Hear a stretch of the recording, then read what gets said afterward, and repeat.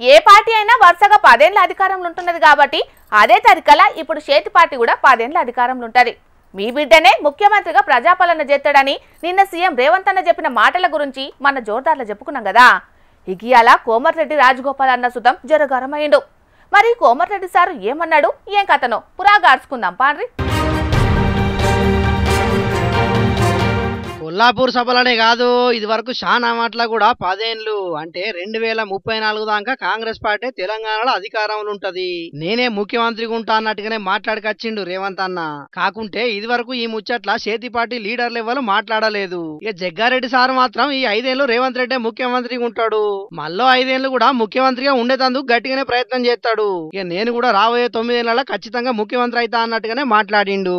ఇప్పుడు జగ్గారెడ్డి లెక్కనే ఏదున్నా ముఖం మీదనే చెప్పే కోమటిరెడ్డి రాజగోపాల్ రెడ్డి కూడా జర ఫైర్ మీదనే కామెంట్ పెట్టిండు.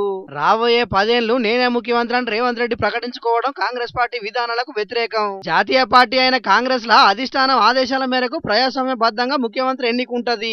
తెలంగాణ కాంగ్రెస్ ను వ్యక్తిగత సామ్రాజ్యంగా మార్చుకునే ప్రయత్నాలను నికార్సైన కాంగ్రెస్ నాయకులు కార్యకర్తలు సహించరు అని రాజగోపాల్ రెడ్డి చేసిన కామెంట్ చూస్తే రేవంత్ అన్న మీద కోపం బాగానే ఉన్నదన్నట్టే అనిపిస్తున్నది. లోక్సభ ఎన్నికలకు ముందుగాల భువనగిరి ఎంపీగా చామల కిరణ్ కుమార్ రెడ్డిని గెలిపిస్తే మంత్రి పదవి ఇప్పిస్తానని రేవంత్ అన్న హామీ ఇచ్చిండు కదా. ఇక మొన్నటిదాకా ఖచ్చితంగా మంత్రి పదవి వస్తానన్న ఆశతోనున్న రాజన్నకు మంత్రి పదవి రాకపోయే వరకు జర నారాజులనే ఉన్నాడు. చల్ ఈ పారి మంత్రి పదవి రాకున్నామానే గాని వచ్చేపారి చేతి పార్టీ అధికారంలోకి వస్తే అవసరం అయితే నేనే ముఖ్యమంత్రి అయితా, నాకేం తక్కువ అన్నట్టే ఇప్పటి సందే ఆ ప్రయత్నాల్లో ఉన్నట్టున్నాడు. అసొంటిది ఈ నడమ పదే ఏ సభలకు పోయినా రేవంత్ అన్న 10 ఏళ్లు నేనే ముఖ్యమంత్రి ఉంటా అని మాట్లాడుకొచ్చేటాలకు బగ్గ మంట ఉట్టినట్టున్నది. అందుకే గీతీరే కామెంట్ పెట్టినట్టున్నాడని గుసగుసలు పెట్టుకుంటున్నారట మునుగోడులున్న రాజన్న అభిమానులు. అయినా జనాలు ఒకపారి ఓటేసిందంటే గెలిచిన పార్టీ 5 ఏళ్లు మాత్రమే అధికారంలో ఉంటది. ఇక ఆ పార్టీలా ఎవరు ముఖ్యమంత్రి కావాలి, ఎవరు మంత్రులు కావాలనేది ఆ పార్టీ పెద్దల ఇష్టం. ఇక మళ్ళోపారి ఎన్నికలు జరిగితే అప్పుడు జనాలు ఎవరికి ఓటేస్తే వాళ్ళు గెలుస్తారు. ఏ పార్టీ తరఫున ఎక్కువ మంది ఎమ్మెల్యేలు గెలిస్తే ఆ పార్టీ అధికారంలో ఉంటది. గాని నేనే 10 ఏళ్లు ఉంటా, మా పార్టీ ఇంకో 20 ఏళ్లు ఏళ్తుందన్నట్టే అన్ని పార్టీల నాయకులు మాట్లాడుతుంటారు. నాయకులు అధికారంలో ఉండాలనా ప్రతిపక్షంలో ఉండాలనా అనేది ప్రజలు తలుచుకుంటే అయితది. ఏపీలా పోయిన పారి జగన్ అన్న బంపర్ మెజార్టీతో గెలిస్తే ఈ పారి కూటమి అంతకు మించి అన్నట్టే గెలిచింది. అధికారము నాయకులు అనుకునేది కాదు, ప్రజలు ఇచ్చేది అనేది గుర్తుపెట్టుకోవాలంటున్నారు కొందరు రాజకీయ విశ్లేషకులు. బస్సుల్లా ఫ్రీగా తిరిగే సౌలతి మహిళలకే, ఆసరా పింఛన్లు మహిళలకే, అమ్మ ఒడి మహిళల పేరు మీనే, గృహజ్యోతి మహిళల పేరు మీనే. మగ మహారాజులంటే అంత అల్క తక్కువగా కానత్తాన్రా? మొగళ్ళకేది ఫ్రీ బస్సు పథకం, మొగళ్ళకేది ఆసరా పథకం? ఏంది మీనాచి సాటి మహిళవయుండి మొగళ్లకు వత్తాసు వలుకుతున్నావని అనుకునేరు మా అక్కజల్లంతా. ఇది నా మనసుల మాట కాదొల్లో, ఇట్లనే ఓ గమ్మత్తి ప్రశ్న లేవనెత్తిండు ఒకన్న. ఇంతకి ముచ్చటేందంటే భర్త చనిపోతే భర్త పెన్షన్ భార్యకి ఇస్తా ఉన్నాము, ఒకవేళ మామూలుగా కూడా భర్త చనిపోతే మనం విడో పెన్షన్ ఇస్తా ఉన్నాము. అన్నయ్యలు అడుగుతా ఉన్నారు భార్య చనిపోతే మాకు కూడా పెన్షన్ ఇవ్వండి అని. ఖచ్చితంగా నేను చంద్రబాబు నాయుడు గారి దృష్టికి తీసుకెళ్తాను. ఓకేనా అన్న? సింగనమల ఎమ్మెల్యే బండారు శ్రావణక్క చెప్పిన జవాబింటే మీకు అర్థమై ఉంటది ఎదురుంగున్న పెద్ద మనిషి మొరబెట్టుకున్న కోరిక ఏందన్నది. అవు అక్క అన్నదే మీరిన్నదే. భర్త జీవిడితే ఆడోళ్ళకేనా ఆసరా పింఛన్లు, భార్య జీవిడితే ఏకాకిగా బతికే మా మొగోళ్ళకు కూడా కావాలి ఆసరా పథకం అని కోరిండట అన్న. నవ్వకుర్రి, సీరియస్ మ్యాటర్ అన్నట్టే ఉండాలి గాని అన్నట్ల అడగంగానే గమ్మతన్నట్టే గొల్లున నవ్విరు చుట్టూతున్నలంతా. సొంత నియోజకవర్గం సింగనమలలో ఇది మంచి ప్రభుత్వం పేరు మీద ఇల్లు తిరుగుతుండగా ఒక జాగల ఎమ్మెల్యే శ్రావణక్కకు గిసొంటి ప్రశ్న ఎదురైంది. పాపం గీ అన్నోళ్ళ ఇంటామె జీవిడిచినట్టున్నది, అందుకే మొగోళ్ళ కూడా పింఛన్లు ఇయ్యాలని కోరినట్టున్నాడు. కష్టమంతా చెప్పుకొని కుమిలిపోయిండట మేడం ముంగట. ఇంటాయన జీవిడితే ఇంటామెకు పింఛనిత్తాన్రు, మరి ఇంటామె జీవిడితే ఒంటికాయ సొంటి కొమ్మలేక ఒంటిగా ఉండేటి మేమేం పాపం చేసినాం అని ప్రశ్నించేటాళ్లకు ఎమ్మెల్యే శ్రావణక్క అరే అది కూడా కరెక్టే కదా అన్నట్టు ముచ్చటను సీఎం చంద్రాల్ సార్ దాకా వట్కపోతానని సెలవిచ్చింది. సూత్తా అంటే ఆ చెయ్యెన్నికలల్లా మొగోళ్ళ ఓటు బ్యాంకు కోసమని ఇసొంటి ఒక పథకం పెట్టేటట్టే ఉన్నారు మన లీడర్లు. ఇక ఈ వీడియోను ఇంటర్నెట్లో చూసిన వాళ్ళంతా గమ్మతి కామెంట్లు పెడతారు. ఎవర్రా నువ్వు ఇంత టాలెంటెడ్గా ఉన్నావు అని ఒగలు, అందరు సమానం అన్నప్పుడు ఆడోళ్ళకు ఉన్నట్టే మొగోళ్ళకు కూడా ఆసరా పథకం ఉండాలి కదా అని ఇంకొగళ్ళు. ఇట్లా తీరు కామెంట్లు పెడుతున్నారు. మీకు కూడా ఏమన్నా అనాలనిపిస్తే అనుర్రి మరి. గురుకులాల తిండి చక్కగుంటలేదని శానొద్దుల కాంచెన్లి అందున్న పిల్లగాండ్లు మొత్తుకున్నా అటు ఆఫీసర్లు ఇటు సర్కారోళ్ళు మొద్దు నిద్ర పోతున్నట్టే చెప్తున్నారు కదా. ఇప్పటికే చాలా జాగల ఫుడ్ పాయిజన్ అయి పిల్లగాండ్లు దావకాన పాలైన సుతం పట్టించుకుంటలేరు. నెరి తెలంగాణ గురుకులాలలో అయితే దినం ఏదో ఒక జాగలైతే ఖచ్చితంగా గిసొంటి ముచ్చట్లు బగ్గన్నే వార్తలకు ఎక్కుతున్నాయి. ఇగో భద్రాద్రి కొత్తగూడెంలో ఉన్న గురుకుల హాస్టల్లా ఏమైందో చూడుండ్రి. ఇగో పిల్లగాండ్ల కోసమని బొగాన్ నిండా వండి పెట్టిండ్రు. ఇక చిన్నపాటి ఫంక్షన్ కు సరిపోయేటంత అన్నం వండిండ్రు. మళ్ళా మరి మర్లేసిన అన్నమో లేకపోతే ఏందో తెలియదు గాని కిచిడి అని పేరు పెట్టి తినుమని కిచెన్ లో పెట్టిండ్రట ఆడున్నలు. ఇక పాపం పిల్లగాండ్లెంత ఆకలితోటి ఉన్నారో ఏందో తిందామని పోయి చూసే వరకు అన్నం మీద మొత్తం పురుగులే వాడుతున్నాయట. ఇక ఇది చూసి మస్తు పరచానైనరట. ఈ యవ్వ ఆకలైతుందని ఊరుకొచ్చిన పిల్లగాండ్లకు అండ్లున్న పురుగులను చూసే వరకు ఉన్న ఆకలి మొత్తం చచ్చిపోయిందట. ఇక సప్పుడు చేయక తినకుంటనే క్లాసులకు పోయిండ్రట. మళ్ళా గిదేదో మొదటి పారే కాదు, 3 రోజుల కానుంచి గిట్లనే పురుగులు పడ్డా అన్నాన్నే పెడుతున్నారట. మరి మనమేమన్నా తింటున్నామా? తినేది హాస్టల్ పోరగాండ్లేనాయే. ఆళ్ళు ఏం తింటేంది, వాళ్ళకేమైతేంది అన్నట్టే భయం భక్తి లేకుండా వండుతున్నారో ఏందో గాని గీ తిరగా వండుతున్నారట ఆడున్నలు. ఇక ఈ ముచ్చట మీద ప్రిన్సిపాల్ కు కంప్లైంట్ చేసినా పట్టించుకోలేదట. అన్నంలా పురుగులొచ్చిన ముచ్చట నిజమే గాని మళ్ళా మంచిగా వండి పెడతామని ఏవేవో కహానీలు చెప్పి తప్పించుకున్నదట. కాని గాలికి దీపం పెట్టి దేవుడా నువ్వే దిక్కన్నట్టున్నది గదా చెయ్యిపాటి సర్కారోళ్ల పనితనం. పేరుకేమో హాస్టళ్ల సన్నబియ్యం పంపిణీ చేసి నాణ్యమైన తిండిని పెడుతున్నామని లీడర్లు బగ్గనే పబ్లిసిటీ చేస్తున్నారు గాని మోక మీద చూస్తేనేమో పిల్లగాండ్లకు గిసొంటి తిండి పెడుతున్నారని మస్తుగా గరమైతున్నారు చాలా మంది. ఈ వీడియో చూసిన పబ్లిక్ ఎప్పటిలేకనే ఇప్పుడు మా రాముల తాతని విలువాలి కదా. మరి పాండ్రి ముసలోడు ఏ మిగ్రం ముంగటేసుకున్నాడు అరుచుకుందాం. తాత ఏందే అతి వార్త? అరే నీ చెతికేంది, నీ బతికేంది, నీ చరిత్ర ఏందో నాకు తెలియదు ఆరా కొడుక. నువ్వు నా స్థాయిలో నిలబడి మాట్లాడేంత బతకారా నీది? నల్లిని నలిపినట్టు నలుపుతా కొడుక. ఏ ముసలోడా నిన్ను కుక్కను కొట్టినాడు కొడతామనుకుంటాను. ఏ పిల్లిని బిసుకున్నాడు బిసుకుతా నిన్ను. ఏ రారా ముసలోడా రా చూసుకున్నాదా? అరే మీ పంచాయతీని పాతను పెట్ట ముసలోడా. ఒక్క పాటిల్నే వండుకుంటా గీసంటి మాటలు అనుకునేటందుకు మీకు జర్రంతనన్నా బుద్ధి లేదా అనే? అరే మీ లెక్క నేను కడుపులో కత్తులు పెట్టుకొని కావాలిచ్చుకునే రకం కాదురా. నాదంతా స్టేట్ ఫైటే, మీ లెక్క స్ట్రీట్ ఫైట్ కాదు కొడుక. ఖబర్దార్ మీ అంతు చూస్తా నేను. ముసలోడు ఎక్కువ తక్కువ మాట్లాడకు. నువ్వు 40 రూపాయలు లేకుండా చేస్తా నేను ఏమనుకుంటాను. నువ్వారా చెయ్యరా బుద్ధితో గుడ పిత్తు బలిగడు బలగాల కొడుక ఏమనుకుంటున్నావు? ఏందో మాటలు మంచిగా ముసలోడా. అరే ఇంతకు మీ పంచాయతీ ఏంటిదో నాకన్నా చెప్పుండ్రే. ఓ తమ్మి నువ్వన్నా చెప్పు తమ్మి. అరే ఈ ముసలోడు వేస్తాడక నా మీదకి తాపతాపకు పంచాయతీకి. అయ్యో సంసారి తూట. అరే అలకదా కూడా ఇవాళ నీకు ఉప సర్పంచ్ పదవి రాగానే పెద్ద తుడుంతుంటారు అనుకుంటాను వారా. ఊళ్ళను పెద్ద తుడుంతుంటారు, పెద్ద తోపు అనుకుంటానువా కొడుక. ఇప్పుడు చెప్తా నేను, ఊళ్ళే అడుగు అడుగు ఇంచు నాదిరా. నువ్వేం చేయలేవు రాసి పెట్టుకో. అబ్బా వీళ్ళ పంచాయతీకి కారణం ఏందో చెప్పి పాడతలేరు కదా.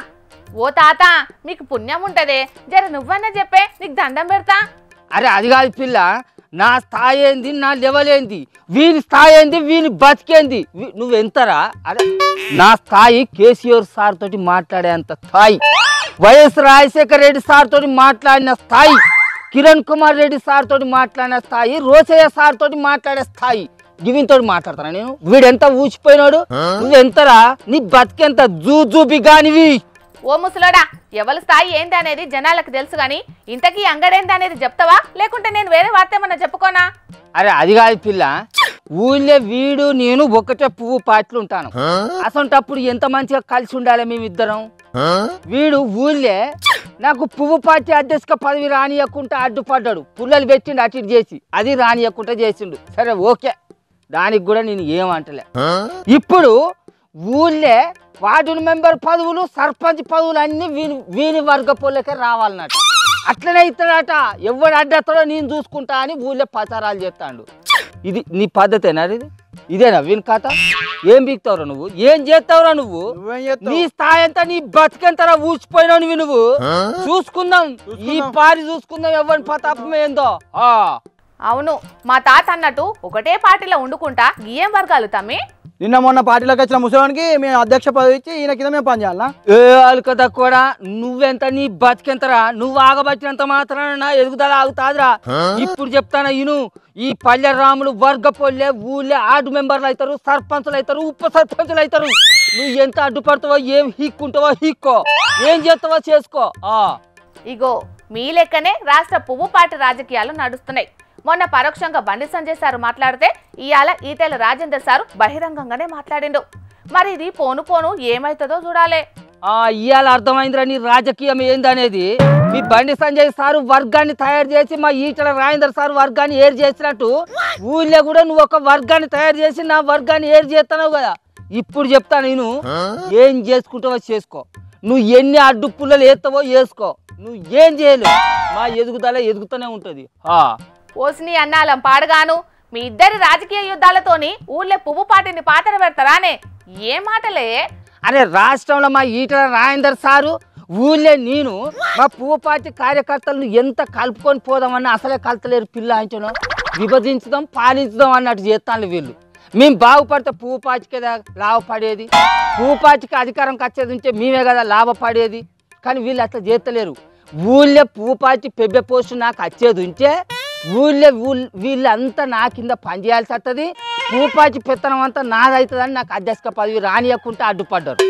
అటు రాష్ట్రంలో మా ఈటెల రాజేందర్ సారుకు రాష్ట్ర పువ్వు పార్టీ పెబ్బె పోస్టు కనుక పోయేది ఉంటే పువ్వు పార్టీ పగ్గాలన్నీ ఆయన చేతి కిందకే పోతాయి, మేమందరం ఆయన కింద పనిచేయాల్సి వస్తుంది అని బండి సంజయ్ సారు వర్గపోళ్ళందరూ అడ్డుపడ్డారు.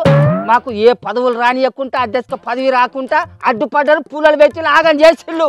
ఇది పద్ధతేనా వీళ్ళది? ఇట్లా వర్గాలు చేసి పాలించుడు పద్ధతేనా? ఒక్క పార్టీలో ఉండుకుంటా ఎవరి రాజకీయం ఎట్లున్నదో తెలియదు గాని ఇన్నొద్దుల సంధి లొల్లులంటే ఎట్లుంటాయో తెలియని పువ్వు పార్టీలో కూడా కుంపటి రగిలింది అన్నట్టు.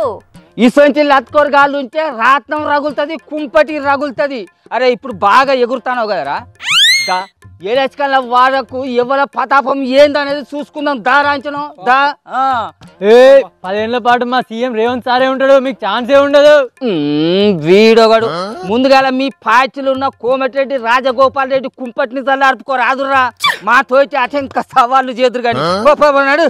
స్థానిక సంస్థల ఎన్నికలు వస్తున్నాయని తెలియంగానే ఊళ్ళల్లో రాజకీయం బగ్గనే నడుస్తున్నది అనుకుంటే ఇప్పుడు రాష్ట్రంలో పెద్ద లీడర్ల నడుమ కూడా అంతకంటే ఎక్కువనే మాటల యుద్ధం చాలవుతున్నది. ఈ పార్టీ ఆ పార్టీ అని తేడా ఏమీ లేదు, అన్ని పార్టీలలో కూడా గదే కాతున్నది. సీఎం రేవంత్ అన్న మీద రాజగోపాల్ రెడ్డి, సెంటర్ మంత్రి బండి సంజయ్ అన్న మీద ఎంపీ ఈటెల రాజేంద్రల, కేటీఆర్ మీద చెల్లె కవితక్క, ఇట్లా అన్ని పార్టీలలో లీడర్ల రుసరుసలు నడుస్తూనే ఉన్నాయి. రేపట్ల ఎంత దాకా పోతాయో చూడాలి మరి. అబ్బబ్బా ఏం వానొల్లా నిన్నటి సంధి దంచుతున్నది. నిన్న పొద్దుటి మల్క ఆఫీస్కి రాంగ మంచిగానే ఉన్నది కానీ వార్తలు చదివినాక రాత్రి ఇంటికి పోతుంటే చూడాలి, గోస్ అంటే గోస కాదు. రోడ్ల మీద ఎక్కడికక్కడ నీళ్లు నిలిచి మస్తు తిప్పలైంది పట్నంలో చాలా మందికి. ఇక పట్నంలో వాన ముచ్చట్లు ఇట్లుంటే కొన్ని ఊళ్ళల్లో పరిస్థితి ఎట్లున్నదో చూడండి.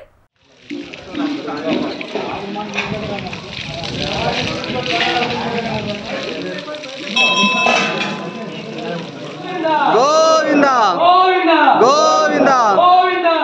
ఓ దిక్కు అతివృష్టి, ఇంకో దిక్కు అనావృష్టి అన్నట్టే ఉన్నది ఈ 7 వర్షాల పరిస్థితి చూస్తుంటే.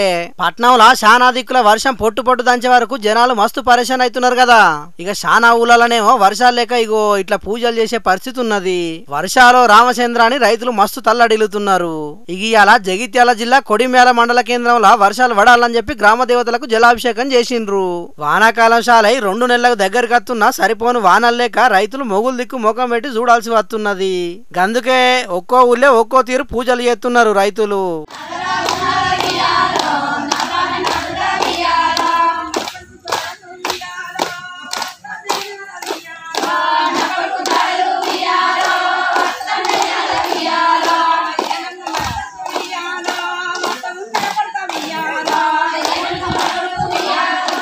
పెద్దపల్లి జిల్లా రామగిరి మండలం బేగంపేటల వర్షాలు దండిగా పడాలని ఆ ఊరోళ్ళంతా కప్పతల్లాట ఆడిర్రు. డప్పు సప్పుల నడుమ ఊరంతా తిరుగుకుంటా పోయి పోషమ్మ తల్లికి, ఎల్లవ తల్లికి, బొడ్రాయికి ప్రత్యేక పూజలు చేసిండ్రు. ఇప్పటికైనా వరుణ దేవుడు కరుణించి యాళ్లకు వర్షాలు దండిగా కురిపియాలని, పంటలు మంచిగా వండాలని, గొడ్డు గోదా సల్లగుండాలని పూజలు చేసినామని చెప్పిండ్రు. మరి ఇంతమంది ఎత్తున్న పూజలు ఫలించి 2 తెలుగు రాష్ట్రాల్లో వర్షాలు దండిగా పడాలని మన జోర్దార్ తరఫున కూడా కోరుకుంటున్నాం. ఇది ఇట్లుంటే గిది చూడుండ్రి.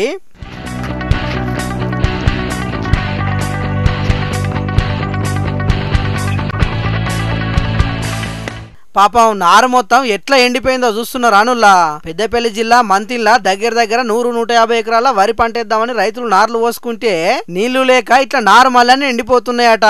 అటు సర్కారేమో కాల్వ నీళ్ళు ఇడవదాయే, ఇటు వర్షాలేమో పడవాయే. తలాపున గోదావరి వాడుతున్నా మా పొలాలు మాత్రం ఎండిపోయే పరిస్థితి వచ్చిందని అక్కడ రైతులు మస్తు బాధపడుతున్నారు.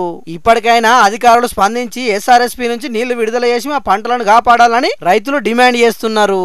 చూడాలి మరి అధికారులు ఏం నిర్ణయం చేస్తారో రైతుల కోసం.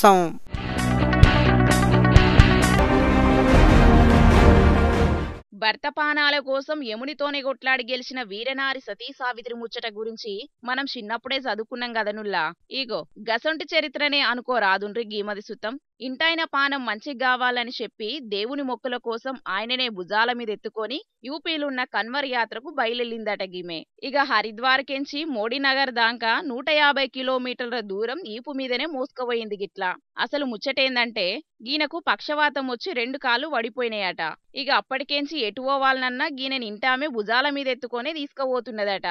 అదివారకు సూతం దివ్యాంగుడు సర్టిఫికెట్ కోసం దినాం 15 కిలోమీటర్ల దూరంలో ఉన్న ఆఫీసులో చుట్టూ తిరగంగా సర్టిఫికెట్ ఇచ్చిండ్రట ఆడున్న ఆఫీసర్లు. ఇక గిదే నమ్మకంతోని కావచ్చు గిప్పుడు గీ యాత్ర ముంగటేసుకున్నట్టున్నది. ఇంటికెంచి 150 కిలోమీటర్ల దూరంలో ఉన్న గుళ్ళెకు పోయి మొక్కులు పెట్టుకున్నదట. మళ్ళా పిల్లగాండ్లను సూతం ఎంబట పెట్టుకునే పోయిందట యాత్రకు. చూడాల మరి గిమె మొక్కులు మన్నించి దేవుడేమన్నా కనికరిత్తడో లేదో గాని గిమె సంకల్పాన్ని చూసినోళ్ళందరూ మస్తుగా తారీఫ్ చేస్తున్నారు. కానీ ఇప్పుడున్న జమానల చిన్నపాటి లొల్లి పంచాదులకే కొట్టుకునే ఆలుమొగలున్నారు గాని ఇంటాయన కోసం గింత గొప్ప సాహసం చేసిందంటే గీమ నిజంగా చాలా గ్రేటే కదనుల్లా.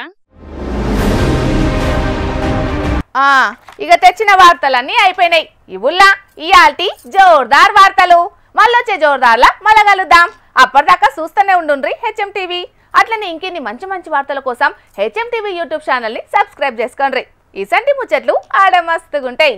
అన్ని ముచ్చట్లు మీ దాకా చేరాలంటే తప్పకుండా గంట కొట్టుండ్రి, లైక్ చేయండి, ఈ ముచ్చటను మీ దోస్తులకి షేర్ చేయండి. ఏమంటున్నాం? సరే మరి, టాటా.